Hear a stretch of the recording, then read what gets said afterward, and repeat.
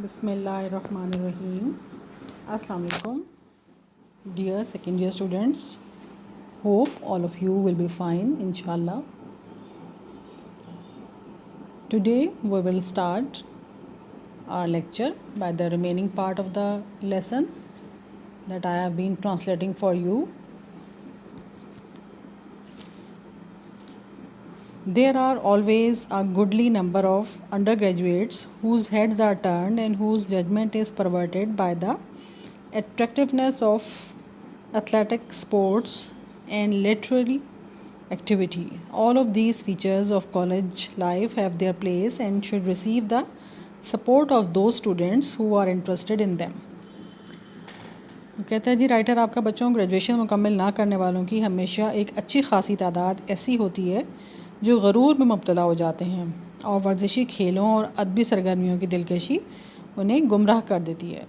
College की ज़िंदगी के ये तमाम पहलू अपना एक मकाम रखते हैं और ऐसे तालिब इल्मों को उनमें हिस्सा लेना चाहिए जो उनमें दिलचस्पी रखते हैं। अब इसमें डिफ़िकल्ट वर्ड्स हम डिस्कस कर लेते हैं। हेड्स आर टर्न्ड जो गरूर में मुब्तला हैं, जजमेंट समझ बूझ, परवर्टेड नाक़िस है, फीचर्स पहलू। ठीक है जी।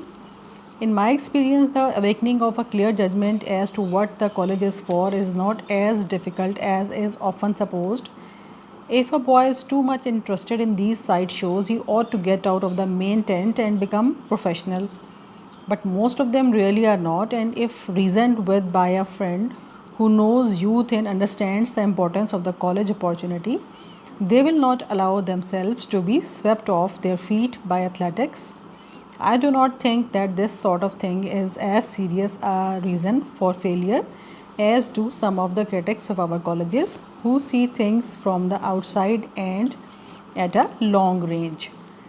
आपका राइटर कहता है बच्चों मेरे तजर्बे के मुताबिक वाज़ेह तौर पर ये सोच उजागर करना या समझ उजागर करना कि कॉलेज का मकसद क्या है इतना मुश्किल नहीं है जितना कि ख्याल किया जाता है। अगर कोई बच्चा इन मामूली सरगर्मियों में बहुत ज़्यादा दिलचस्पी रखता है तो उसे कॉलेज छोड़ देना चाहिए और उसे वही पेशा अपना रहना चाहिए जिसका उस इंटरेस्ट वो शो कर रहा है। ठीक है, लेकिन इनमें से अक्सर हकीकत में ऐसे नहीं होते। अगर उनका कोई दोस्त जो जवानी के जज्बों से वाकिफ़ है और कॉलेज में हासिल मौक़े की अहमियत को समझता है उनको समझाए तो वो अपने आप को खिलाड़ियों के शीरी बहकावे में नहीं आने देंगे। मेरा नहीं ख्याल कि इस किस्म की चीज़ नाकामी की इतनी संजीदा वजह है जितनी हमारे कॉलेजों के कुछ जो क्रिटिक्स हैं नाक़िद हैं वो ख्याल करते हैं, जो मसाइल को बाहर खड़े होकर दूर से देखते हैं। ठीक है बच्चों, इसमें डिफ़िकल्ट वर्ड्स हैं जी अवेकनिंग समझना, रियलाइजेशन करना, सपोज्ड थॉट्स समझा जाना, रीज़न विद उन्हें समझाना, उनसे बहस करना, अपॉर्चुनिटी मौका, स्वेप्ट ऑफ देयर फीट उनके शीरी बहकावे में नहीं आने देंगे। Next paragraph, a few lazy bluffers drift into college and usually drift out again. Most of them have not found any serious interest in life and some of them never will.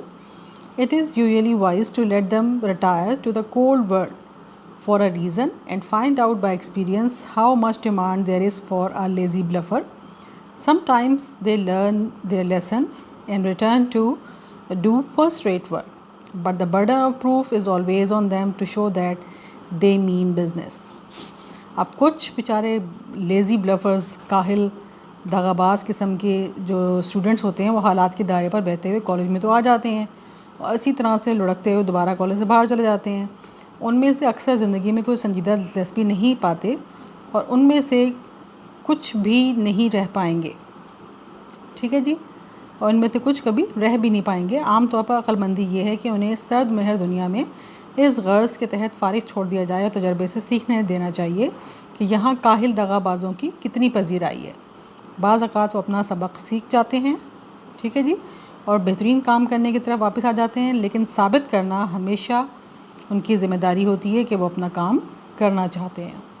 ठीक है बच्चों, इसमें जो ब्लफर्स जो है वो कहते हैं जी धोखे में रखने वाले लोग, ड्रिफ्ट आउट आहिस्तगी से बाहर निकल जाते हैं। Next paragraph, on the whole the problem that the college dean faces calls for about the same diagnostic ability as the physicians.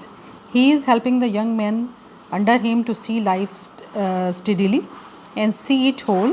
If he can save boys from failure through foolishness, sickness and sin, he is doing his part of the job.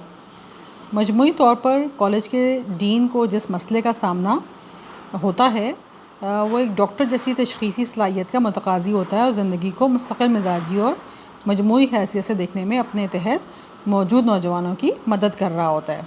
अगर वो लड़कों को हिमाकत, बीमारी और गलतकारी की वजह से नाकाम होने से बचा लेता है तो वो अपना काम बखूबी अंजाम दे रहा है। कॉल्स फॉर कहते हैं बच्चों की ज़रूरत महसूस करता है। डायग्नोस्टिक कहते हैं तशख़ीस करना। ठीक है जी, तो ये आपका आज चैप्टर जो है वो ख़त्म हो गया है बच्चों। उम्मीद है कि आपको समझ में आ गया होगा। फिर भी अगर कोई मसला आप महसूस कर रहे हैं तो आप जो है वो इसको दोबारा जो है वो पूछ सकते हैं। ठीक है, अब मैं आपके क्वेश्चन आंसर्स पे आती हूँ। इसके जो एक्सरसाइज के एंड पे 7 क्वेश्चंस हैं। Who are the boys who fail because they do not try and how can they be helped. इसका जवाब है बच्चों, the boys who do not try and those who do not attend classes fail regularly. We can provide them help in their studies. We can stop them from moving about in streets and make them to sit and study. ठीक है, ये आपके book में भी मौजूद है, बिल्कुल शुरू के पैराग्राफ में। आप वहाँ से जाकर भी इसको सर्च आउट कर सकते हैं। ठीक है बच्चों, नेक्स्ट क्वेश्चन है, how does mistaken ambition on the part of boys parents lead to the failure of the boys. इसका आंसर भी आपकी बुक में से शुरू के पैराग्राफ में आपको मिल जाएगा। Many parents do not consider the abilities of their children. They have wrong hopes of success for them. They ask their boys to take up subjects that they can not study. The parents should consider the likes and abilities of their children. ठीक है बच्चों, उसके बाद third question है, there are some boys who have done well at school but fail to make their mark eight college. Who are they? Do you have such boys in your college? इसका भी जवाब बच्चों आपको initial जो आप pages पढ़ेंगे उसमें से आपको मिल जाएगा। There are some bright students who did well at school. They come to college thinking that they can succeed without studying. They fail in college badly. We have such students who have a wrong idea of their abilities. Next question है जी, how does financial pressure lead to the failure of students described in the lesson?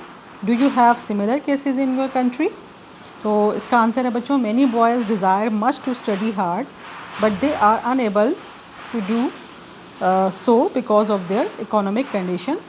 They cannot buy proper books and pay for college expenses and fail. Number 5 question है, to what extent does the question of health lead to failure in college and how far can college authorities with their medical officers help students in such cases? इसका answer है बच्चों, a boy's physical and mental bad health leads to his failure.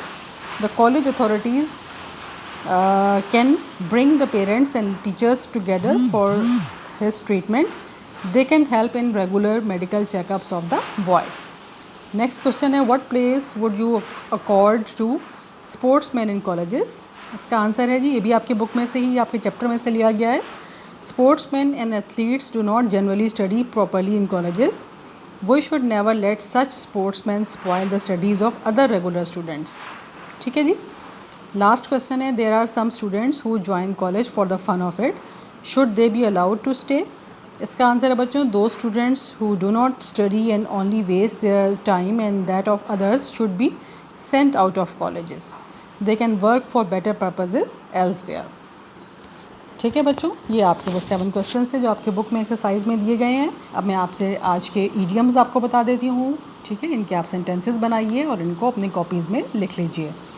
Number 41 है जी आपका बच्चों idiom, beat about the bush. Beat about the bush, इधर उधर की बातें करना। 42 है जी आपका, बेड ऑफ रोजेज़, आरामदेह जगह या फूलों की सेज। 43 है बच्चों, बेड ऑफ थॉर्न्स, मसाइब, परेशानियाँ, तकालीफ। ठीक है। नंबर 44 है, बिहाइंड द सीन्स, अंदर खाने, यानी पीछे क्या हो रहा है, किसी भी मामले के पीछे क्या कुछ पॉलिटिक्स चल रही है। और बेल द कैट का मतलब है ख़तरा मोल लेना। ठीक है बच्चों, उम्मीद है आपको आज का जो है वो लेक्चर समझ में आ गया होगा। इंशाल्लाह नेक्स्ट लेक्चर के साथ आपसे कल मुलाकात होगी। अल्लाह हाफ़िज़।